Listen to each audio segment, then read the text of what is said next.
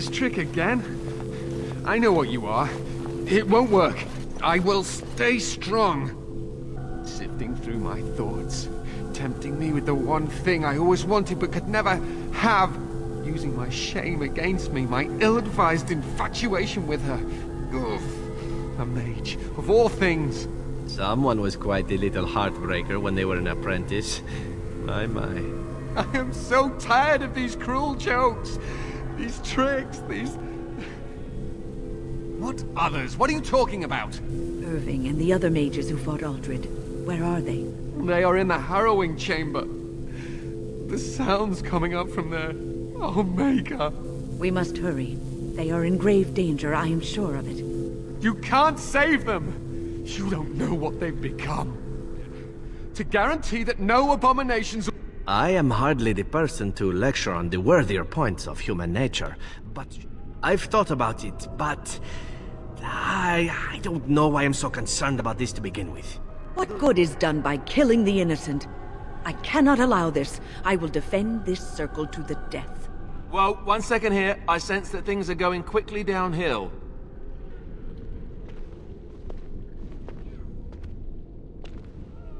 You will have to get through me to harm the others. That's a bit of a drastic measure, isn't it? You don't have to do this. Thank you for your concern, my dear. But it is too late. We've all made our choices.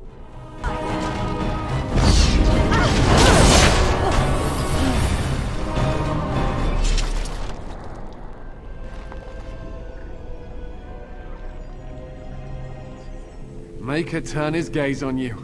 I hope your compassion hasn't doomed us all.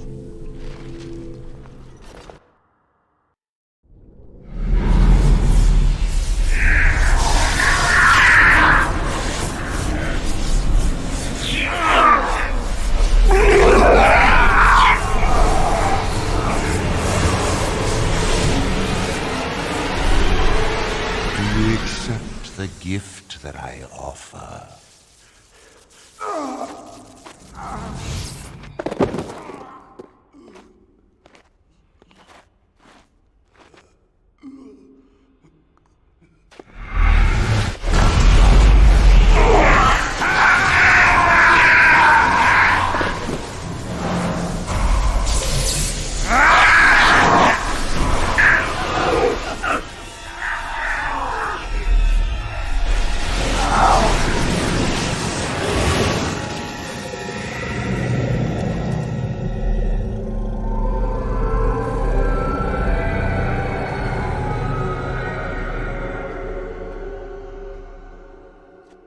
Ah, look what we have here. I remember you. Irving's star pupil. Aldred didn't think much of you then, and I certainly don't see your appeal now. Why, it's the first enchanter. Come, say hello to your old apprentice, Irving. Don't mind the blood. He's had a hard day. What have you done to him? Stop him. He is building an army. He will destroy the Templars, and... You're a sly little fox, Irving, telling on me like that. And here I thought he was starting to turn. Never! That's enough out of you, Irving. He'll serve me eventually, as will you. Oh, I'm not stupid. Do you think I'm going to let you wander around this tower knowing you are a pawn of the Templars? Your raw potential, with the strength of a demon behind it, would be unstoppable. I can do that. I can give you power and a new life.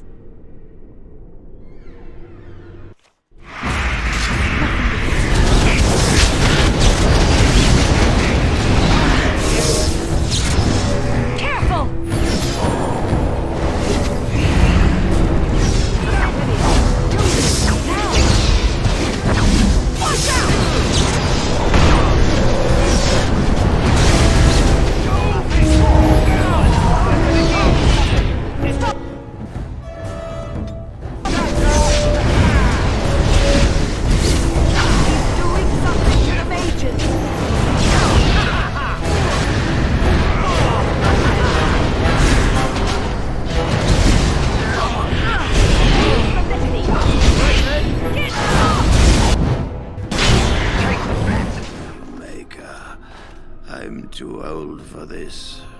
Irving, are you all right? I've been better. Come. The Templars await. We shall let them know that the tower is once again ours. I'll need you to guide me down the stairs. Curse whoever insisted the circle be housed in a tower.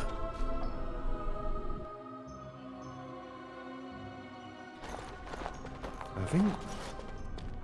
Maker's breath. I did not expect to see you alive. It is over, Gregor. Aldred is dead. Aldred tortured these mages, hoping to break their wills and turn them into abominations. We don't know how many of them have turned. What? Don't be ridiculous. Of course he'll say that. He might be a blood mage. Don't you know what they did? I won't let this happen again. I am the Knight Commander here, not you. We have won back the tower. I will accept Irving's assurance that all is well. But they may have demons within them, lying dormant, lying in wait. Enough! I have already made my decision. Thank you. You have proven yourself a friend of both the Circle and the Templars. I promised you aid, but with the Circle restored, my duty is to watch the mages. They are free to help you, however. Speak to them. For now, I will have to oversee a sweep of the tower. There may be some survivors, and we should do our best to tend to them. Please excuse me. And Irving, it is good to have you back. I'm sure we'll be at each other's throats again in no time. Here we are, the tower in disarray, the circle nearly annihilated. Oh, it could have been much, much worse. I am glad you arrived when you did. It's almost as though the Maker himself sent you. You have my word. As first enchanter, the Circle will join the Grey Wardens in the fight. Irving, I have a request. I seek leave to follow the Grey Warden. When we need you here, the Circle needs you. I appreciate the sentiment, Irving. But the Circle will do fine without me. The Circle has you. This woman is brave and good, and capable of great things. If she will accept my help, I will help her accomplish her goals. You were never one to stay in the tower when there was adventure to be had elsewhere. Why stay when I can be of service elsewhere? Then I give you leave to follow the Grey Warden. But know that you always have a place here. Orzammar, indeed. You have piqued my curiosity. It is common knowledge that dwarves lack the aptitude for spellcraft. She will never be able to weave the simplest magic, no matter how hard she tries. Fascinating. I suppose the Circle should be flattered.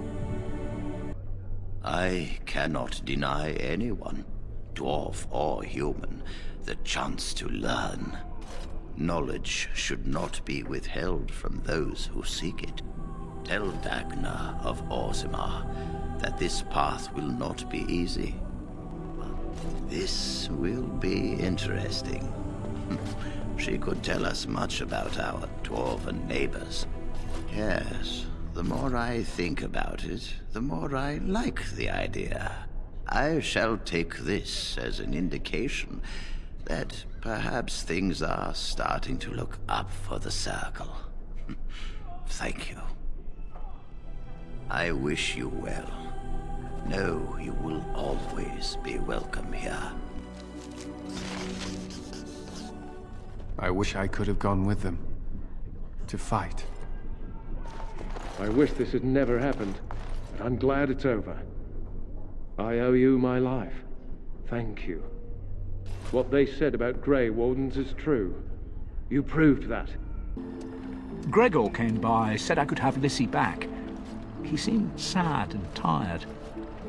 Make her rest the souls of all, Templar and Mage, who gave their lives defending the Circle. May they find peace at last.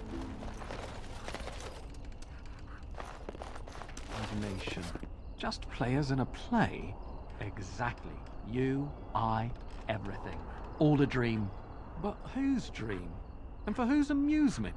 Some being of cosmic power. Sublime, enlightened beings. Cosmic power? What, you're serious? They thought of all this grit, all the war. They bloody thought of boils. I got a boil the size of your nose on my big toe, and some beings are enjoying this? Disturbed, sick bastards, if you ask me.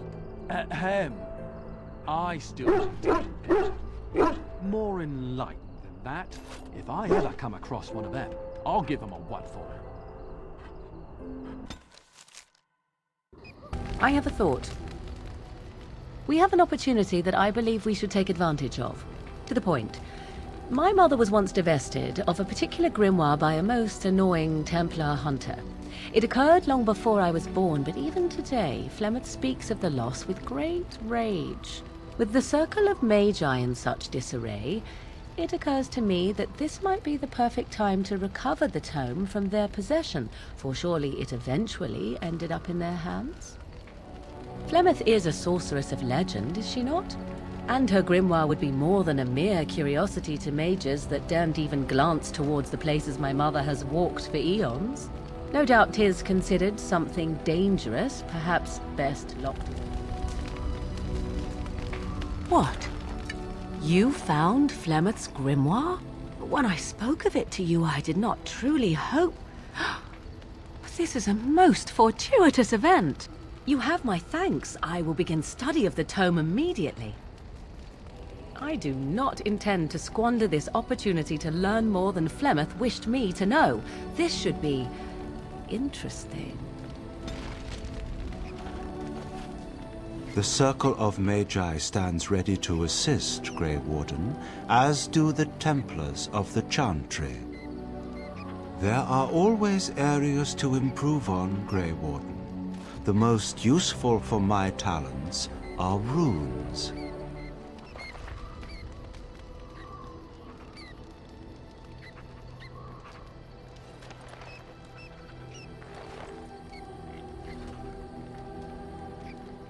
You are wise to invest. Oh, it's been a long day. Rest would be welcome. Yes, of course. I am just a little weary. As you may have noticed, I'm no spring chicken. Ha, very funny. But in all honesty, I do not know how many years I have left in me. I have lived for such a long time. But there is always something else to do. And I have to keep going in order to do it. I think I will be glad when I am done. Oh, no. I'm not the sort of person that leaves things unfinished. I'll see this through, I promise.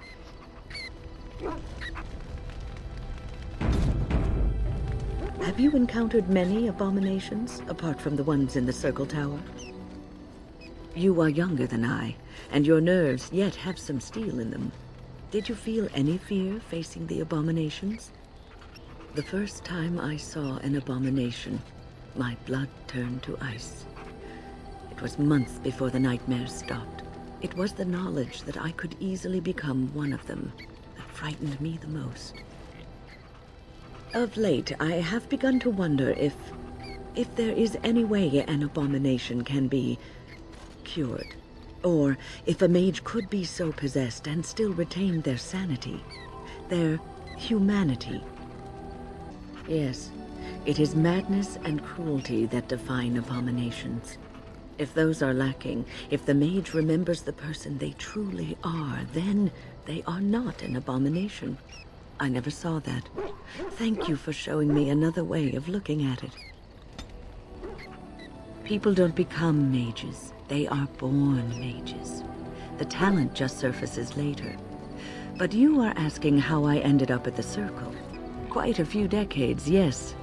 My life before the Circle is a fuzzy memory. I didn't have a family. I never knew my real parents. My earliest memory was of hiding in a hayloft on a farm, trying to keep warm. I was found, and the farmer's wife was kind enough not to send me away. But they had children of their own, and I was never made to feel welcome. The eldest son was the worst. He was always calling me a stray, and throwing anything he could get his hands on at me. And I don't know how it happened, but one day, he just found his hair on fire. Fortunately, there was a large trough nearby. I had singed his hair and eyebrows, but injured little other than his pride. Who knows what they would have done to me had he been more seriously hurt. Thankfully, all I had to endure was a few nights locked in a cold barn with a bowl of water and a crust of bread. The Templars arrived several mornings later. Is a match for an angry mob trying to place blame for a failed crop, a hard winter, a baby born dead. Superstition and fear is what makes these people behave in this manner. It will be a good long time before that changes. Well, that's about it. When I was a young woman in the tower, I came to the realization that the circle would be my life, and I would know no other. Family, love, a simple life. These were things that others took for granted, that I would never have. It made me very moody. All I could think of was being trapped in that tower with no way out and no end in sight. And because I had no one else to talk to, I talked to her. I must have said many silly things, but she told me that the Maker puts us all on our paths for a reason, and fighting our intended course is what causes so much anguish. I thought the old biddy was full of rubbish. I began to see the truth of her words. We were supposed to be polar opposites, mage and priest. But the revered mother had lived in the chantry all her life, as I had been in the tower for all of mine. She taught me that you can find your family in the people around you, that you can love your work and find fulfillment in duty.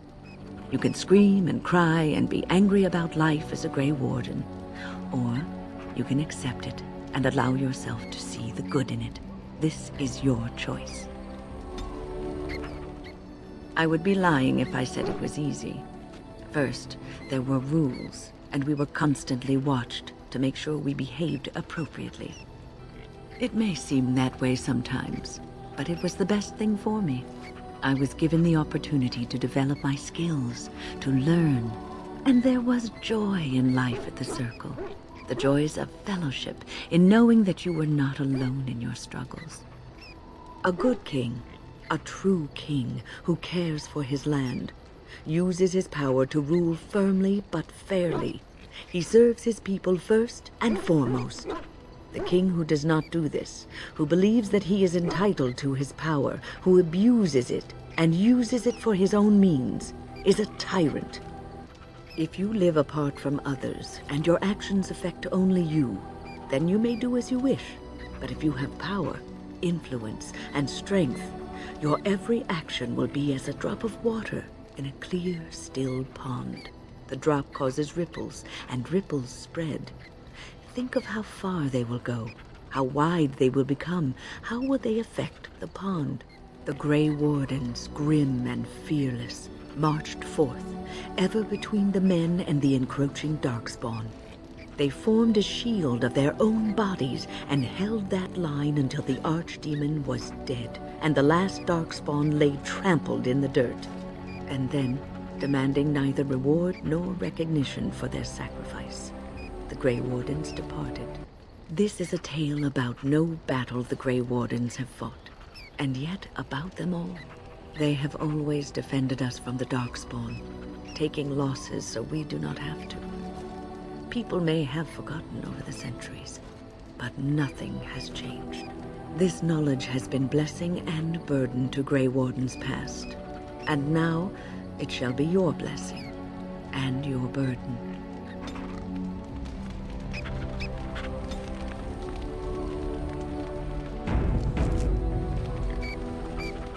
There you are.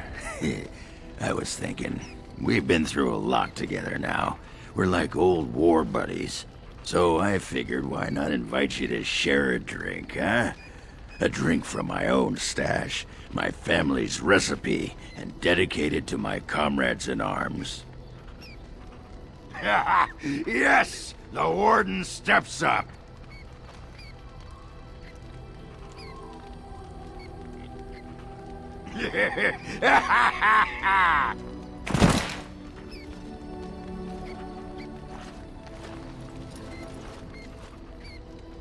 How do you feel? That's the spirit! I just wanted to tell you, after all we've been through, you're like family to me. Closest thing I've had in years. Aye, a toast with a dry cup. You're not getting any more of my brew. So, do you want to talk about something? Aye, I do. A bit. A little bit. When I was there, I thought it was a muckhole full of backstabbing, tin-plated would-be tyrants. But it's also home. Flies live in piles of dung, but I bet they'd miss it when they're gone. Still, I can't go back even if I wanted to. I'd rather be dead than be castless in Orzammar. I guess I'd rather be a useless lump of a dwarf out here than a useless lump of a dwarf back there. Nice of you, Warden, but I know what side of the house the Lou is on. Hey, let's go find something to kill, huh? All this talk makes my hands twitchy. Just leave me alone, Warden. Seriously. I don't know, I guess we're pretty good friends now, right? I just keep thinking about all that slag with Bronca. How I've turned out. I always said I was this way because she left, but I think maybe she left because of how I am. I've tried 27 new kinds of ale and learned I'm just the right height to give a human girl a good time. That doesn't make me a good man. Enough wallowing in my own filth. Did you want to talk about something? Aye, all right then.